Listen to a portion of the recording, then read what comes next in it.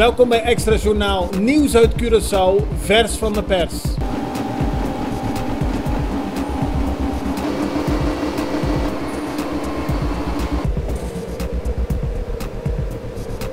En dit is het nieuws van vandaag. Het College Financieel Toezicht zal niet adviseren dat Curaçao een aanwijzing moet krijgen. Dat betekent dat voorlopig de minister van Financiën nog gewoon kan beschikken over zijn eigen financiën. Maar er is wel een heel pakket aan maatregelen genomen. Die moeten ertoe leiden dat de financiële situatie op Curaçao verbetert. Voorzitter van het College Financieel Toezicht, Raymond Grades, gaf gisteren tijdens een persconferentie aan dat er nog steeds zorgen zijn, maar dat men op deze wijze probeert de begroting van Curaçao te verbeteren en over een meerjarenperiode de financiën weer op orde probeert te krijgen. Wij roepen de regering van Curaçao op dit met voortvarendheid en doortastendheid ter hand te nemen. En wij als CFT zullen dit vanuit onze taak zeer kritisch volgen.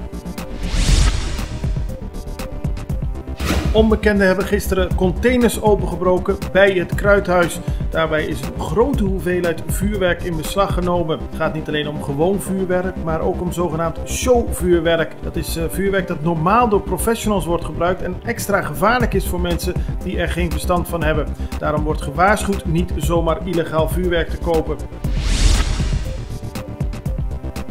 Curoy laat weten dat ze gisteren heel snel hebben gereageerd op een heel vervelend scenario waarbij een oliepijp niet meer functioneerde en er langzaam olie op het water van de Sint-Annabaai terecht kwam. Het bedrijf heeft snel gereageerd, heeft gezorgd dat de olie zich niet verder verspreidde en daarna de pijp gerepareerd en het olie weggehaald. Het is een snelle operatie, bijna niemand heeft doorgehad dat er iets vervelends aan de hand was, maar op deze manier is er wel een probleem voorkomen. Minister van Justitie Quincy Kirigori is gisteren zelf met een groep experts een kijkje gaan nemen in het politiebureau aan de Garipituweg. Daar werd afgelopen weekend, zoals bekend, een grote hoeveelheid drugs gestolen. De minister wilde weten hoe het daar nu aan toe gaat. Sowieso is het een situatie waarbij de korpspolitie Curaçao gespannen is. Een groep medewerkers is al een paar dagen niet meer aan het werk gegaan omdat ze niet tevreden zijn over de huidige arbeidsomstandigheden. Een opmerkelijke situatie deze week in de nieuwe gevangenis van Bonaire. 2 bewakers, een man en een vrouw van Europees-Nederlandse afkomst, hadden seks met elkaar. En het blijkt niet de eerste keer te zijn dat de 2 seks hebben in de gevangenis, zo weet Extra Bonaire te melden. Nu zijn de 2 op non-actief gesteld. De bondscoach van het Curaçaose voetbalteam, Remco Vicentini, heeft zijn contract verlengd. Dat heeft de voetbalbond bekendgemaakt. Hij blijft nu aan tot januari 2022 met 1 voorbehoud.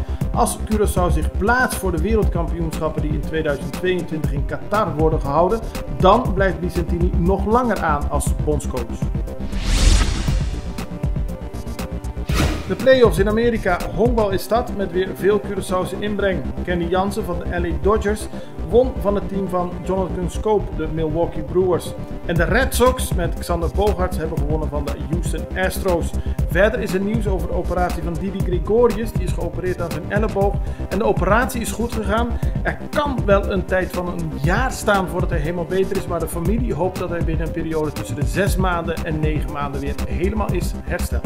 Dit was Extra Journaal met nieuws uit Curaçao in het Nederlands, elke doordeweekse dag. Tot de volgende keer.